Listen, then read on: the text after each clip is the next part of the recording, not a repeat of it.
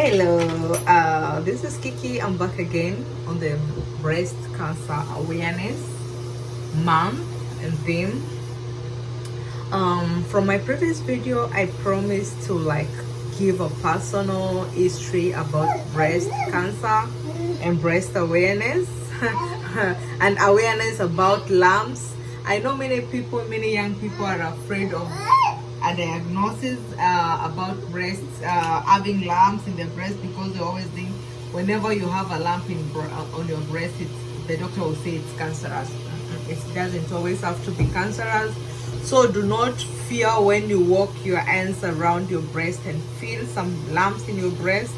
It doesn't always have to be cancerous, especially for the young people with hormonal changes and all the hormonal surges. One time your hormones are blowing up everywhere, the other times young people in early 20s or sometimes even in below 20s get to develop some hormonal breast lumps. So it doesn't always have to be cancerous. So do not be afraid of there's a lump here, I will not tell anybody I'm about to die. Or you start making in contact with your pastor, praying because you know it's cancer, you're going to die, you don't want to. No, it doesn't always have to be. So fast forward, back in 2010, I was in my third year. As usual, I have always learned to walk my hands around my breast. I started feeling some pain on my breast. It was around this area, and I felt, and I was palpating it, like walking around my hands, and I could feel, yeah, that's a breast lump. So at first it scared me. So the first person I talked to was one of my lecturers. She was a darling. She was like, oh, okay, yeah, don't, before you freak out, you need just have it checked. So she hooked me up with Albi, who was a doctor. So I went, and he looked at it, and he tells me it's quite palpable and it's actually mobile, so it's likely that it is not cancerous, but we cannot make that decision at this point. The next thing you're going to do is do an ultrasound and and get to know what exactly is the consistency of your breast lump. So I called my dad very fast. I was in that year, so I was like, Daddy, I need some money. He sent me some money, and I went for ultrasound. The ultrasound, it was a fibroadenoma. Yeah, it's a type of breast lump. It's not cancerous. So yeah, it was one thing with non-cancerous breast lump is that they have a very defined margin. So it's in the defined margin. It was, I think, I can't remember how many centimeters it was or inches. It's been quite some years. So I felt like, and then I took back, and the doctor told me it's not cancerous, it's fibroadenoma. Sometimes they form because of hormones, but make sure you keep monitoring them, because sometimes they may start as hormonal lumps and then they can progress. So that was in 2010. In 2011, using my school insurance, I was able to go to Aga Khan Hospital in Meru, and I was like, I need an FNA done. So they did an FNA and a fine needle aspiration, and it came out that it was non-malignant. So I was okay, I was comfortable. I knew the kind of lump I was carrying. I didn't want to remove it at that point because I was afraid of having scars on my breast, because I remember having a friend who had a lump removed, and you could always see the scarring on their breast. So I was really afraid of the scarring. So I told myself, since I have the accessibility to medical facilities and to all these diagnosis and prognosis, and I'm also a medic, I'm gonna keep monitoring it. So I did nothing. After the ultrasound in 2010, 2011, I did the fine needle aspiration. It was negative for malignancy. 2012, I got a child. That during that time, I think because of pregnancy hormones, I did not feel the lumps for quite a very long time. Then of course I finished breastfeeding in around mid 2014, I guess. Then end of 2014, I started having the same breast. Every time I would sleep and wake up, I sleep on my belly, so I would wake up and there would be some staining on my on my on my night dress or whatever attire I slept with. So I ignored it for some time. It didn't bother me because I told myself maybe when I stopped breastfeeding, because actually when I stopped breastfeeding my daughter at 18 months, I still had a lot of milk and I struggled to make the milk dry up. I did not want to use bromocriptine or anything then, because they said if you use bromo, you're the next time you have a child, you will not have enough milk to breastfeed them. So I wanted the milk to dry out naturally. So I told myself maybe could be because I fought breast a lot of breast milk after stopping my daughter from breastfeeding for so long. So it didn't bother me. It was around November of 2014. Come to 2015, the secretions became a little bit more. It was yellow, it was salty. Of course I tasted it. That's nasty. So yeah, it was salty. So one day I'm just chilling around in May and I'm like, let me do this. I think I was about to change the jobs, and that job and a good insurance. So I'm like, before I change this job, let me go this. So I went to the sonographer and I'm like, I'm here for a breast ultrasound. Like, did the doctor send you? I'm like, I sent myself. I am my own doctor. So it's like, okay. So did an ultrasound. Of course, the fibroadenomas were there, but now this time I had a ductal papilloma behind one of my ducts. One of my ducts was inflamed with so it's the one that kept secreting the serous fluid. So he did the ultrasound, I saw it, and of course I researched before I went to see the surgeon. So I went, knocked into theater and said I wanted to talk to Dr. blah blah blah blah. So he was like, oh, why do you want to talk to me? I'm like, I am having some issues with my breast. One of my breasts is secreting some yellow serous kind of fluid, and I want you to just give me an opinion.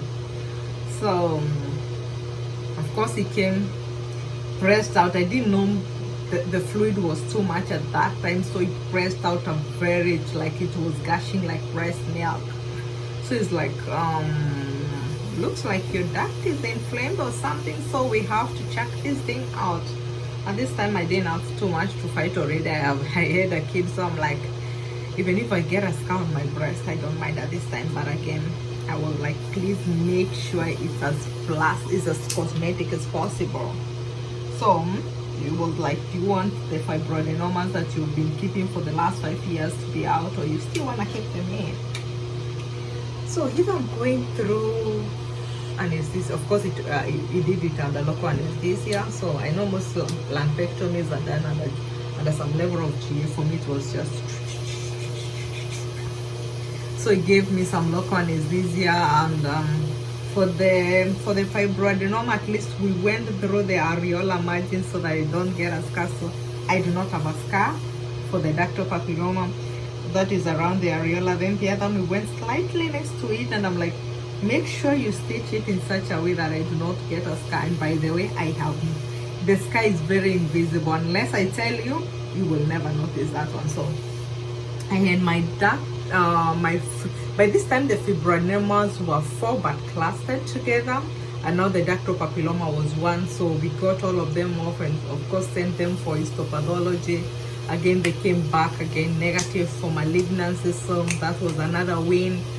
So, and I was happy. I was done with breast lumps.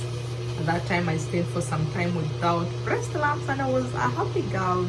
But anyway, they never bothered me because I was able to like monitor. Of course, working in health system, I'll just pop into the sonographer and I'm like, hey, I need some ultrasound of my boobs. Of course, they don't argue with that. Yeah, so I was able to keep monitoring them, so it didn't bother me so much at that time. Come 2020, I think, I was going through some hormonal issues because some of you know I was very slim, and I had to get fat, and I did not get fat very much. I had to use some hormones to get fat.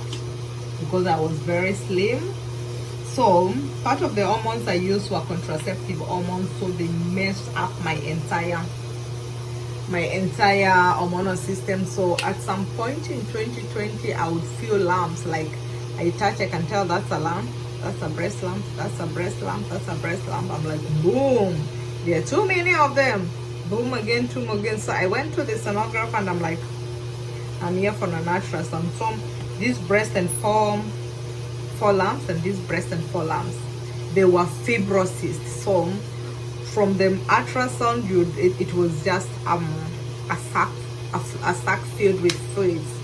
So I'm like, oh, and then I'm like, check something on my uterus. Maybe there is also something on my uterus. At that time, I had a functional cyst. So I called my gyno and I'm like, hey doc, I need us to talk. They're like, what's up? I'm like, I did an ultrasound today and I have 7 fibrocysts. What do you think I should do? He asked me, what do you do when you have acne on your face? I'm like, nothing, I let it disappear. It's like, you let those ones disappear too, because they are hormonal. Your body is maybe going through some hormonal surges, and that's why you're going through that. You have those lumps, so just leave them there. But just to be sure, just you can do another fine needle aspiration. So of course I went to some histopathology lab place and them do an histopathology fine needle aspiration, and again it came back negative for malignancy.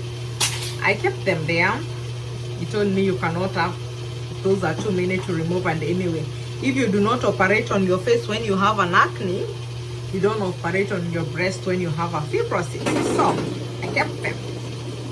I think after my body now stabilized and there was no hormonal issues, my menses were back to normal, I was operating normally, they disappeared. The functional ovarian cyst also disappeared, because I just one day walked to the sonographer and did an ultrasound. I'm like, how many cysts do you see on my breast?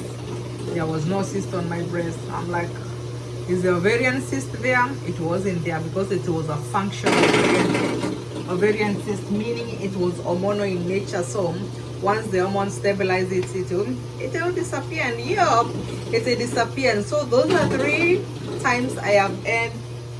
Can you stop, Baba? Those are 3 times I have had 3 types of breast anomalies, and they all turned out to be okay. So right now I have no breasts. My hormones are well regulated. I'm not going through any hormonal surges. I'm not on any hormonal contraceptives. So my body is okay. My body can't deal with hormonal contraceptives. So I think, yeah, because that is what I used to get fat. I do that the depot. So yeah, so depot was like the reason behind all this, because I needed to get fat artificially, because I am a poor feeder, I am anorexic, I could not eat enough. So all these times I have had breast lumps, but they were not malignant.